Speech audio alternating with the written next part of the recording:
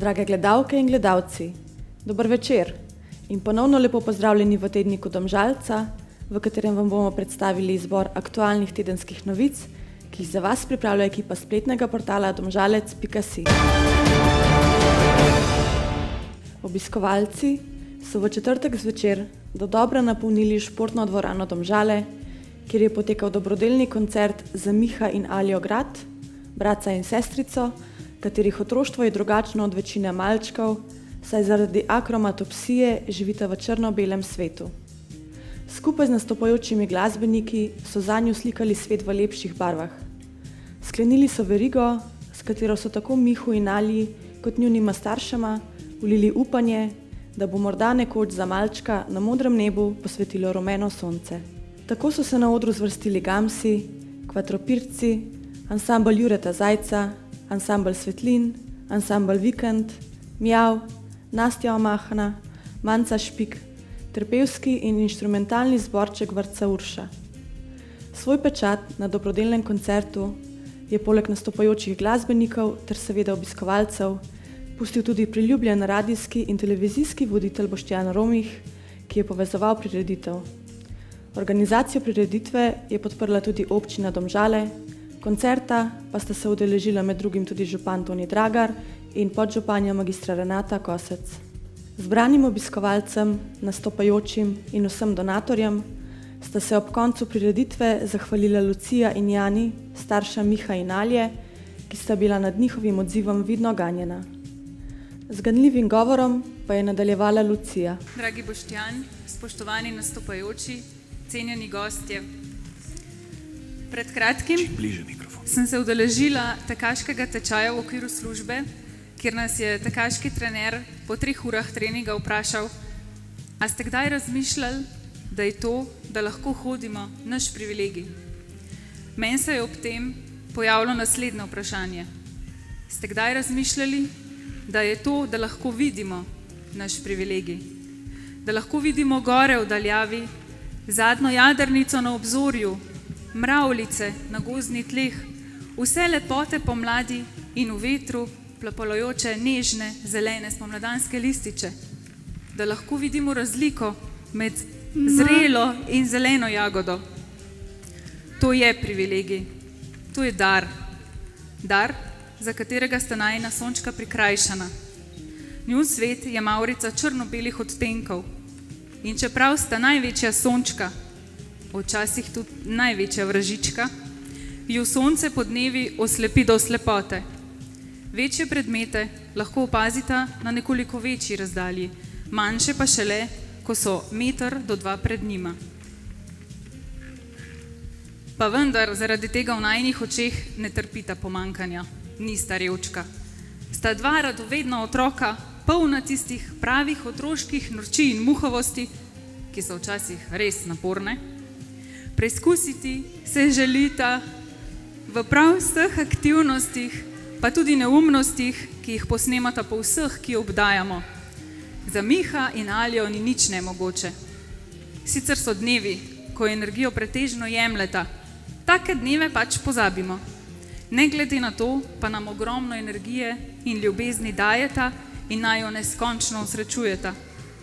Ko komu pripovedujem o najinih malih trmoglavčkih, in tega verjemite v zadnjem času res veliko, trmoglavljenja in pripovedovanja, ob tem zelo, zelo uživim. Tako da, Boštjan, če se mogoče vsem preveč razgovorim, me malo podrebra sunka, če me bojani, me bo preveč. Skratka, včasih se zares vprašam, kako je pravzaprav mogoče, da sva izmed vseh otrok na tem svetu dobila najboljša 2.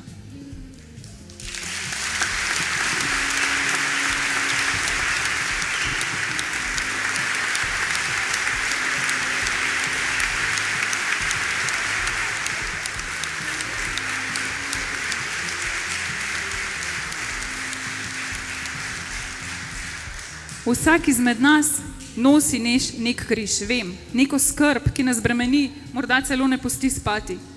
Vendar verjamem, da nam je naloženo natanko toliko, kot zmoremo nositi.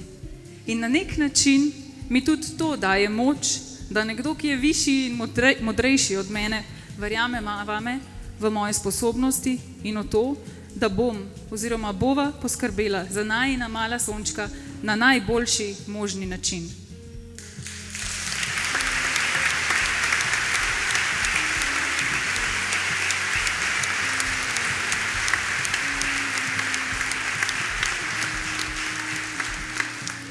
In ravno v tem delu pa ste nama prav vi, dragi obiskovalci, na pomoč priskočili prav vsi. Niti v sanjah si nisem znala predstavljati, koliko vas bo. Hvala prav vsakemu posebej.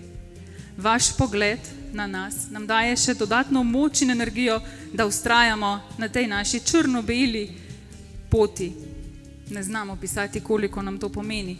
Vaše razumevanje, vaše tople in prijazne besede podpore, vaše zaupanje, pa tudi vaše molitve za Mihov in Aljin barvitejši jutri. Če si česa zares močno želiva, si želiva tega, da bi Miha in Alja lahko tako, kot mi vsi, videla gore v daljavi, jadrnice na obzorju, majcene živalce na gozdnih tleh in vse odtenke čarobno barvitih letnih časov. Multifunkcijsko strgalo za led, medgeneracijska pomoč na domu in mobilni frizer. To so 3 poslovne ideje, ki so najbolj prepričale žirijo na finalu Štartaj Domžale, startup delavnic, ki jih organizira Obrtna zbornica Domžale. Letos je svoje ideje v finalu predstavilo 16 udeležencev, 3 med njimi pa so komisijo prepričale do te mere, da bodo njihovi avtorji leto dni deležni podjetniškega mentoriranja 1-na-1 in uporabe coworking prostora Generator. To so Nejc Vrbovšek z multifunkcijskim reklamnim strgalom za led Oriscraper, Lea Vodlan z mobilnim frizerjem ter Iza Vrtačnik s projektom Home Help, medgeneracijskim hišnim servisom na domu.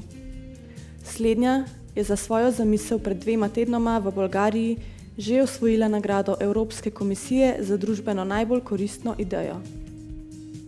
V okviru Štartaj Domžale je Obrtna zbornica Domžale v sodelovanju z občino Domžale letos gostila 7 delavnic, del udeležencev pa se je vmes podal tudi na nepozabno podjetniško izkušnjo z Orient Expressom, na katerem so od Ljubljane do Sofije v družbi najboljših slovenskih mentorjev razvijali svoje poslovne zamisli. Serijo delavnic za najpodjetniško idejo je že tradicionalno vodil Matija Goljar, največji mentor podjetništva na Slovenskem, v družbi z Melanie Grudnik, vodjo projekta Štartaj Domžale. Danes mineva skoraj 20 let, odkar tovarne Toko v Domžalah ni več. Ostaja spomin na pomembno domžalsko tradicijo izdelovanja usnjene galanterije in njeno visoko kakovost. V ta namen je v Slamnikarskem muzeju v Domžalah v sredo 22. maja potekalo odprtje razstave Toko Domžale, tovarna torbic in kovčkov. Odprtja se je udeležilo veliko nekdanjih delavk in delavcev ter njihov nekdanji direktor Franc Sladič, ki je bil kriv, da se je leta 1978 ustanovil pevski zbor Toko. Del pevskega zbora tradicijo še danes nadaljuje z ljudskimi pevkami Kulturnega društva Domžale pod vodstvom Mare Vilar, ki je bila v Toko Domžale zaposlena vso delovno dobo. V uvodu odprtja razstave je vse navzoče pozdravila Cveta Zalokar, direktorica Kulturnega doma Franca Bernika Domžale, ki je tudi povedala nekaj o zbiranju gradiva in izdelkov nekdanje tovarne Toko za pripravo razstave. Ob tem je dodala, da jo veseli, da je ta nekdanji domžalski ponos predstavljen na razstavi in da se je ohranilo še toliko izdelkov iz te tovarne. Dobili so namreč preko 300 eksponatov in kar nekaj fotografij iz arhivov Aca Majheniča, knjižnice Domžale in Kulturnega doma Franca Bernika Domžale. V nadaljevanju je koncept razstave predstavila kustosinja Katarina Rus-Krušelj, ki je dejala, da so začetki usnjarsko-galanterijske dejavnosti v Domžalah povezani z zatonom slamnikarske industrije. Tovarna Toko je bila ena izmed prvih, ki se je s svojimi izdelki uveljavila v zahodnem svetu kmalu po 2. svetovni vojni. V 2 desetletjih se je podjetje razvilo v eno največjih galanterijskih tovarn, ne le na slovenskem in jugoslovanskem trgu, temveč tudi v Evropi. Leta 1970 je bilo zaposlenih že okoli 1200 delavcev, tako da je bilo v občini Domžale med podjetji z največ zaposlenimi. Ogled razstave bo možen do konca leta 2019. Los Cantantes de Manila je pevski zbor, ki ga sestavljajo študenti, mladi poklicni glasbeniki in predani ljubitelji glasbe. Njihovo delovanje odslikava raznovrstnost Filipinov skozi izvajanje glasbe od renesanse, v njihovem repertoarju najdemo tudi dela Jacobusa Galusa, preko filipinske ljudske in umetne glasbe, pa vse do sodobne zabavne glasbe. Poleg raznovrstnosti programa, to zasedbo odlikuje zelo visok izvajalski nivo in privlačna scenska izvedba. Od ustanovitve v februarju 2014 je pevski zbor osvojil številne nagrade in sodeloval na festivalih v širnem azijskem prostoru. V četrtek, 23. maja, so se članice in člani zbora Los Cantantes de Manila iz Filipinov ustavili tudi v medgeneracijskem centru Bistrica Domžale, kjer so njihovim oskrbovancem in stanovalcem ter ostalim obiskovalcem pripravili nepozaben koncert.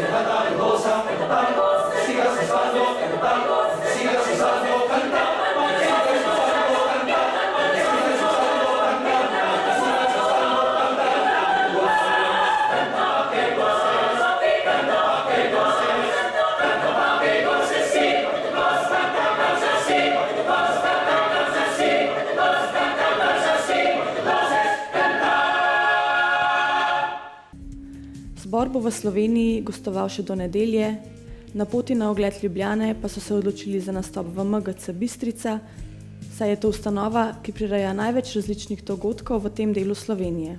Ob koncu koncerta je direktor MGC Bistrica Domžale, Primož Cimerman, podaril zborovodji Darvinu Vargasu darilo ter se v imenu vseh obiskovalcev zahvalil za ta enkraten koncert. V nedeljo, 19. maja, je v Trzinu potekala druga revija pevskih zborov Trzinka poje, pleše in igra, ki je potekala v okviru Tedna ljubiteljske kulture in v organizaciji kulturnega društva Ivan Hribar Trzin ter ženskega pevskega zbora Trzinke. Obiskovalci, ki so do zadnjega kotička napolnili dvorano kulturnega doma Trzin, katera je pokala po šivih, so lahko prisluhnili bogatemu kulturnemu programu, ki je obsegal širok nabor petja, glasbe, plesa in igre. V samem uvodu so obiskovalci prisluhnili Verdijevi La Traviati v izvedbi rojakinje Trzinke, sopranistke Ane Pusar-Jerič, ki je nato tudi nagovorila vse prisotne.